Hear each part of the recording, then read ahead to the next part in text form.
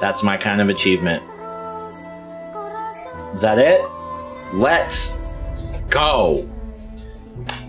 We did it. All right.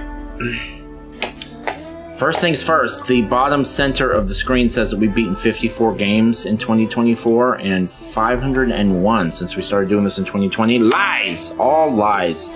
We've now beaten 55 games in 2024 and 502 since we started doing this in 2020. Let's go. All right. Let's talk about the ups and downs of Shadow of the Tomb Raider, shall we? First off, I just want to preface everything I'm about to say by saying that this is a good game. A great game, even. So whatever accusations I have to levy at this game, just keep in mind that I do overall like this game. I think it's very good. And let's talk about why. The story is great. Technically, the game looks very good. It sounds very good. It's well voiced. It's well written. The gameplay mechanics are. They have a lot of the Tomb Raider games in general are very good at having a lot of the fun stuff and not so much of the boring stuff. Like even the ledge climbing is pretty fun, you know, and they make everything. This game is basically ledge climbing, full-on combat, and stealth and puzzles, right? Those are your 4 things you're going to be doing at any given time, and they're all those four things are all solid. I think what this game, I don't think this game is as good as something like Uncharted 4, but what it does have over Uncharted is better stealth. This game has better stealth mechanics. They're not perfect, but Uncharted doesn't really have a lot of stealth. This game does, and it's hard not to compare a game like this to Uncharted or something of that nature, because that's clearly what it's inspired by, you know, more than anything else. I would say even more than the original Tomb Raider games. And so, while I don't think it's as good as something like Uncharted 4, it holds its own.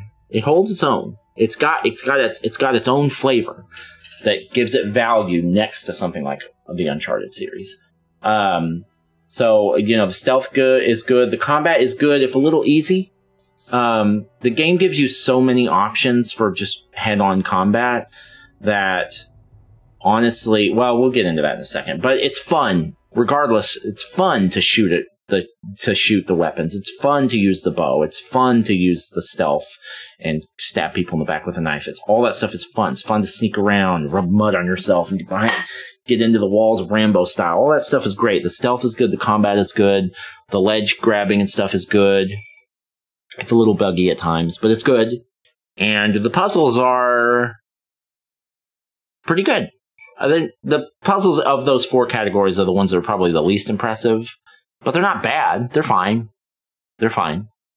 I think maybe the Uncharted puzzles are a little bit better. They're just a little bit more immersive. They feel more real. They feel more Indiana Jones. These feel a little bit more paint by numbers, but they're good. They're good. They're fine. And this series is incredible.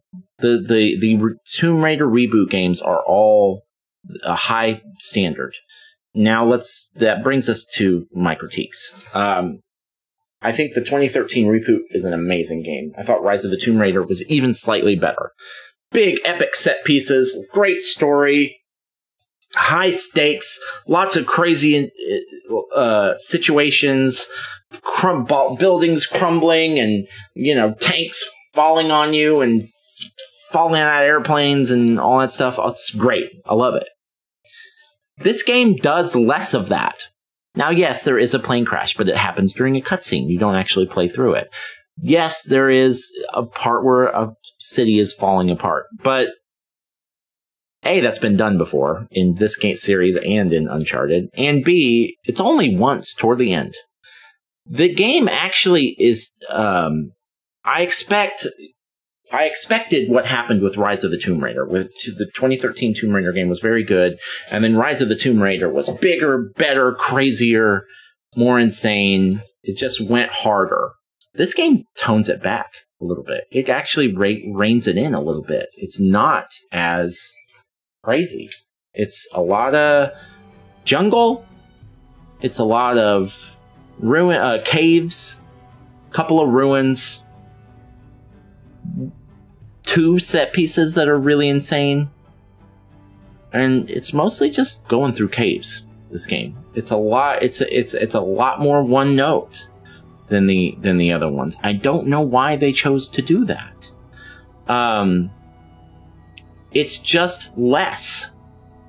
It's just less exciting. What's the opposite of going harder? They went softer.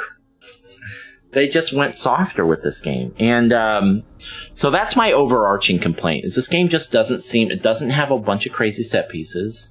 It's more, I guess maybe the argument is like it's a little bit more nuanced. It's a little bit more inwardly focused. It's more about like Laura's inner struggles maybe than, a lot of outside crazy stuff happening. But even that is pretty two-dimensional. They don't really even get into all the inward stuff that much either. So it's hard to justify why they would make that artistic choice. So that's my overarching complaint. This game just doesn't go as hard as the other ones. A couple other more specific things. There were a couple of bad bugs. One in particular that was just a game stopper, and I had to figure out exactly how to fix it. And I was afraid I was going to have to give up on the game because it was a no-go. It was during a puzzle pretty early in the game, and it was I rebooted the game, I restarted, I reloaded. Nothing was fixing the problem. I finally figured out how to fix it doing something very specific, but it was horrible. It ruined kind of everything for a while after that. I was so upset. It wasted so much of my time, and it is an absolutely unacceptable bug to have in a game that's 6 years old. And it's not, and it was, I looked it up, and it's like a ton of people have had that exact same problem, and it is an absolute game stopper. And that sucked. That really put a damper on the rest of the game. It really did. And there were a couple of times where the ledge grabbing was a little bit buggy, and I would have a falling animation, even though I'm just sitting on the wall. A couple of times like that. Not too bad, but a couple of them. That one puzzle bug, though, that's unacceptable. In a game this age, that's been ported to a couple other consoles by now, they gotta have that fixed. And apparently it's been a problem since day one, according to the internet. So that was bad.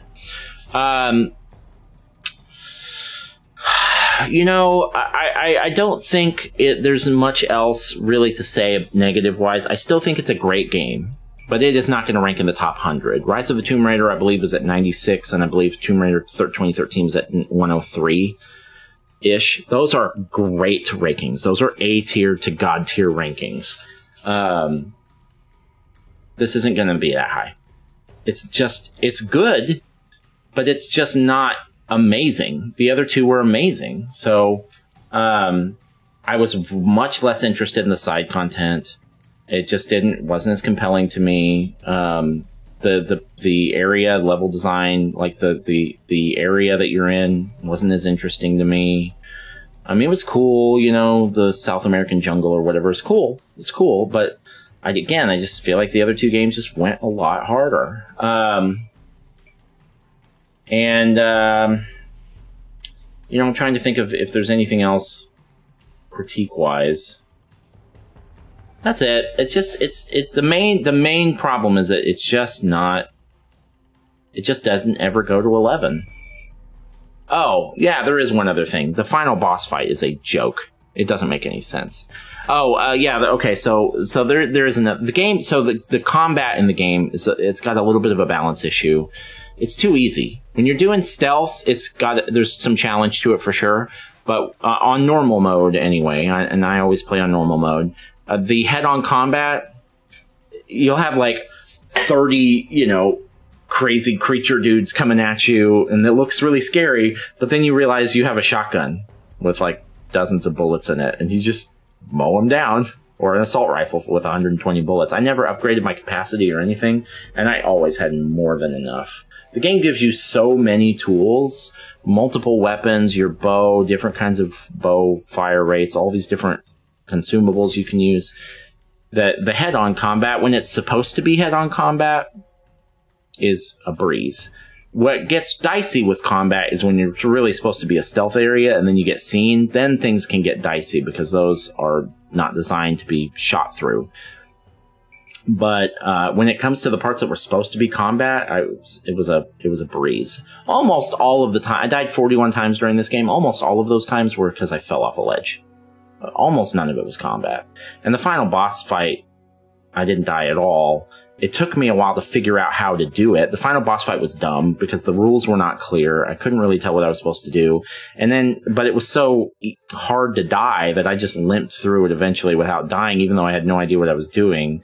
And then it just kind of ended. It was dumb. The final boss fight's horrible. And it's the only boss fight in the game, so whatever. But I still did enjoy the game. I think it's a good game. I think it's definitely worth playing, you know, as part of the reboot trilogy, and I'm excited to see where they take the series from here, and I'm also excited now to go back and play the originals. I've decided I'm going to do that at some point, so that'll be fun. But I did enjoy the game. I did enjoy it. I just don't understand why they toned it down a little bit for the last one. Just feels like an odd choice to me. It's okay, though. I did enjoy the game quite a bit. All right, Shadow of the Tomb Raider, it's been fun. But the last order of business here is that we are now going to delete you from our console. Oh, shit, I fucked it up. Try again, Nick.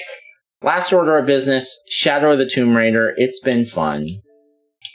But we are now going to delete you from our console and never play you again. Bye. Thank you. Much appreciated. Love you.